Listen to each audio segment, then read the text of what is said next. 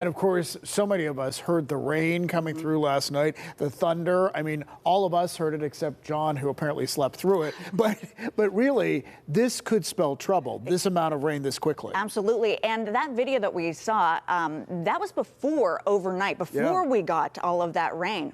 That's right, and we're going to have to watch for the potential of runoff in the next couple of hours. All that drainage from the heavy rain that we saw during the overnight as it goes into the area creeks and streams, we could certainly have some issues with that.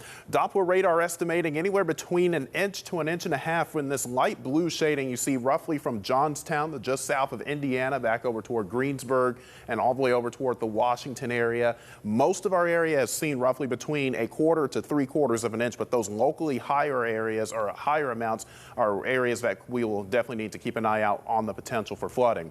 Area rivers and creeks right now reporting above normal stream flow, so that is something we are watching, and we're also watching the stream gauge very closely at Little Pine Creek and Etna reporting a record high stream flow there, and then multiple sensors along the Youghiogheny and the Mon River as well reporting above normal stream flow, and that is something we're going to have to watch as that rainwater drains and runs off down to the south.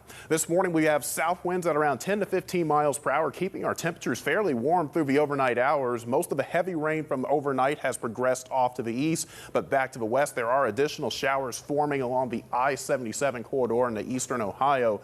These are associated with the cold front that will be moving off to the east, and as that boundary moves off to the east, we could see another round of isolated showers, maybe even an isolated thunderstorm roughly between 8 to 9 this morning through 1 o'clock this afternoon. So one or two of these could produce some gusty winds. We can't rule out an isolated severe storm as well as that works its way through.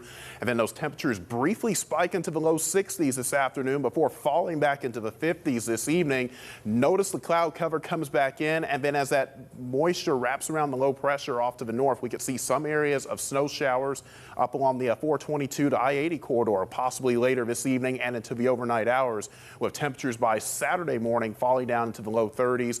Most of Saturday looks dry with partly cloudy skies and a high of 45 degrees. Wind gusts this afternoon upwards of 40 to 50 miles per hour behind that boundary. That is something everyone is going to get in on, with the highest gusts during the early afternoon. Then those diminish as we work our way into early Saturday morning. Again, Saturday we have a break in between systems, but there's our next one lined up out to the west in the Four Corners region. And this time, when this one arrives on Sunday, it will be cold enough for snow showers beginning early in the morning, and then those snow showers progress to the east and overspread most of our area Sunday afternoon and evening, leaving us with a widespread 1 to 3 inches for most of the Pittsburgh metro I-79 corridor. But if you are in the Laurel Highlands and the Ridges, upwards of 3 to 6 inches there, and some locally higher amounts coming off of Lake Erie as well. So that is Sunday into Monday. Our temperatures dip back into the lower 30s as well for early next week, which is below normal for this time of year.